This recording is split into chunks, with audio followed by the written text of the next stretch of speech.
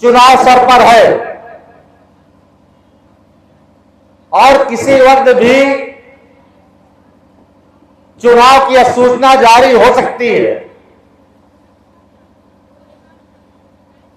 तैयारी हमारी पूरी है। लगभग 1 महीना से ज्यादा हो गए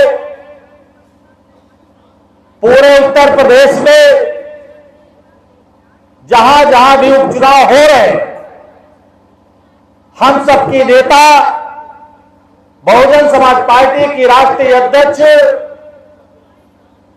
उत्तर प्रदेश के पूर्व मुख्यमंत्री आदरणीय बहन कुमारी मायावती जी ने पूरे उत्तर प्रदेश में, चाहे फूलपुर हो, चाहे कटेरी हो, चाहे मंडला हो, जहां जहां भी उपचुनाव हो रहे हैं, आदरणीय बहन कुमारी मायावती जी ने जब से प्रत्याशी घोषित कर दिया, भारतीय जनता पार्टी और समाजवादी पार्टी की नींद हराम है। इनको कैंडिडेट ढूंढने नहीं मिल रहा। सम्मानीय साथियों, कैंडिडेट नहीं खोज पा रहे हैं।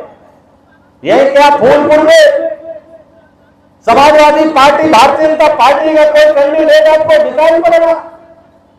नहीं दिखाई पड़ रहा सम्मानित साथियों। लेकिन ये चतुर चालाक लोग हैं। हमको आपको सावधान रहने की जरूरत है। आपने 4 बार उत्तर प्रदेश में, 3 बार गठबंधन की सरकार, आप लोगों ने बढ़ाने का काम किया। लोगों ने कहा मानवर कांसी राम साहब ने पार्टी तो बना लिया, कभी इनके विधायक नहीं जीतेंगे। विधायक आपके जीत गए, आपने सरकार भी बना लिया, गठबंधन की सरकार बनी। फिर विरोधियों ने कहा कि गठबंधन की सरकार तो बना लिए, लेकिन कभी इनकी पूर्व बहुमत की सरकार नहीं बनी। 2006 में हमारे मसीहा मानवर कांसी राम साहब हमको आपको छोड़ करके चले। सेवा करते करते हमारी आपके नेता आदरणीय बहन जी भी बीमार हो गए। चुनाव सर पर था 2007 का। लेकिन मैं बधाई देना चाहता हूं उत्तर प्रदेश के फूलपुर के सहित एक एक कार्यकर्ताओं को।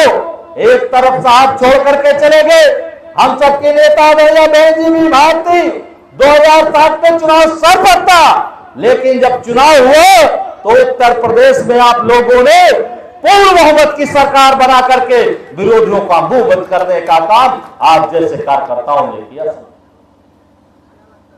और जब 2007 में आप लोगों ने पूर्ण बहुमत की सरकार बनाया तो माननीय बहन जी ने आपको क्या नहीं दिया? 1 लाख से ज्यादा सफाई कर्मी की भर्ती, पुलिस की भर्ती, नेपाल की भर्ती, कानून गो की भर्ती, कोऑपरेटिव में बैंकों में भर्तियां। उत्तर प्रदेश में जो बैकलॉग लंबे ऐसे अरसे से खाली पड़ा था, समूह का लंबे अरसे से खाली पड़ा था, अगर उसको किसी ने भरने का काम किया तो आपकी नेता आदरणीय बहन कुमारी मायावती जी ने भरने का काम किया। और इतना ही नहीं, जो महापुरुषों ने नारा लगाया था कि जय लिख दो दीवारों पे, हम इस देश के शासक हैं, क्या हमारे पास दीवारें थी? नहीं थी। सम्मानित साथियों, अगर हमें हाथी भी बनाना होता था, प्रचार भी करना होता था, तो दूसरों के दीवारों में हमको लिखना पड़ता था। लेकिन धन्यवाद बहन कुमारी मायावती जी, 2007 में 1 लाख 2 लाख नहीं, कई लाख मानवर कांसी राम शहरी आवास के तहत कई लाख मकान बना के कार्यकर्ताओं को निःशुल्क मकान देने का काम आपकी नेता आदरणीय बहन कुमारी मायावती जी ने किया कि नहीं किया? हमारी बहनें हाई स्कूल के बाद नहीं पढ़ पाती थी, 1 साइकिल और 25,000 रुपए देने का काम आपकी नेता आदरणीय बहन कुमारी मायावती जी ने किया। अभी एक भाई हमारा सवाल कर रहा था एक दो तो छोड़ो, कितना नाम गिना है? अच्छे लाल निषाद, मदन लाल, नरेंद्र कश्यप, धर्मराज निषाद को कैबिनेट मंत्री बना करके आदरणीय बहन कुमारी मायावती जी ने पिछड़ों को सम्मान देने का काम आदरणीय बहन कुमारी मायावती जी ने किया। यही से रावत मंडल से ब्राह्मण के बेटों को, दो लोगों को कैबिनेट मंत्री बनाने का काम आदरणीय बहन कुमारी मायावती जी ने कर दिया। पाल के बेटे को कैबिनेट मंत्री बनाने का काम आदरणीय बहन कुमारी मायावती जी ने किया। सरोज समाज के बेटों को एक नहीं कई दर्जन का विभाग का कैबिनेट मंत्री बना करके आदरणीय बहन कुमारी मायावती जी ने सम्मान देने का काम किया। उत्तर प्रदेश में जितनी भी जातियां थी, वाल्मीकि, लोहार, कुमार, मल्लो, केवड़ बिंद, सारे समाज को अगर किसी ने कैबिनेट में भागीदारी देने का काम किया तो आपकी नेता आदरणीय बहन कुमारी मायावती जी ने किया।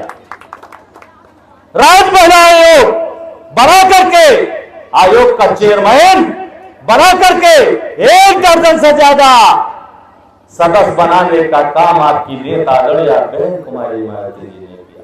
मुस्लिम समाज के दर्जनों कैबिनेट मंत्री बना के मान सम्मान देने का काम आदरणीय बहन कुमारी मायावती जी ने किया। उत्तर प्रदेश में चाहे वो दर्जी का बेटा रहा हो, चाहे वो नाई का बेटा रहा हो, सबको खुदवा करके माननीय बहन जी ने निगम का चेयरमैन, एमएलसी, राज्यसभा, कैबिनेट मंत्री बना करके हमारी नेता ने सम्मान देने का काम आदरणीय बहन कुमारी मायावती जी ने किया। मैं पूछना चाहता हूं, आज सरकार तो चल रही है, इससे सवाल कर लो, जो निगम आदरणीय बहन जी ने बनाया था उन निगमों को न समाजवादी पार्टी भर पाई, न भारतीय जनता पार्टी भर पाई, सब खाली पड़ा हुआ है। जो विकास के रास्ते हमारी आपके नेता आदरणीय बहन जी ने खोला था, सारे के सारे विकास काम है। गांवों में आरसीसी की रोडें बनती थी, अंबेडकर योजना के तहत वो योजनाएं बंद हो गई। आदरणीय बहन जी ने, हमारी माताएं बहनें बेटी है, आपको बहन जी ने महापाया पेंशन देने का काम किया था, वो योजनाएं बंद हो गई। आज ये झूठों की सरकार चल रही है। देश में मोदी जी आए, कहे हमारी सरकार बना दो, हम 15 लाख देंगे, मिला क्या आपको? नहीं मिला दोस्तों। फिर दोबारा है, हमारी सरकार बना दो, हम साल में 2 करोड़ रोजगार देंगे। क्या मिला? रोजगार देने की बात तो छोड़ो, जो रोजगार मिल रहा था उस रोजगार को भी बंद करने का काम भारतीय जनता पार्टी के लोगों ने किया। जितनी भी योजनाएं हम सबकी नेता आदरणीय बहन कुमारी मायावती जी ने चालू किया था, सारी की सारी योजनाओं में ताला बंद करने का काम यही समाजवादी पार्टी, भारतीय जनता पार्टी के लोगों ने किया।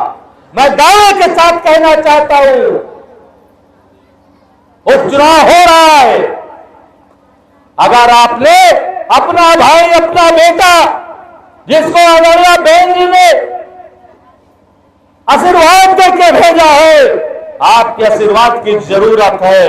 अगर आप लोगों ने आशीर्वाद दिया तो विधानसभा में आपका विधायक आवाज उठाने का काम भाई शिवरन पासी जरूर करेंगे। सम्मानित साथियों, मैं ये विश्वास दिलाता हूं। लेकिन चतुर चालाक लोग आएंगे और आप लोग नहीं समझ पाओगे, फिर आपको गुमराह कर देंगे। कहेंगे कि अरे उपचुनाव से क्या होता है भाई, बहुत कुछ होता है। अगर ये उपचुनाव हार गए तो साथ में निकाय चुनाव भी लगा, पंचायत का चुनाव सर पे। अगर ये उत्तर प्रदेश में उपचुनाव हार गए तो तो निश्चित सम्मानित साथियों, जो आने वाला 25-26 में पंचायत का चुनाव है, जिला पंचायत अध्यक्ष प्रमुखी का, उसमें भी इनकी जमानत निश्चित जब्त होगी सम्मानित साथियों।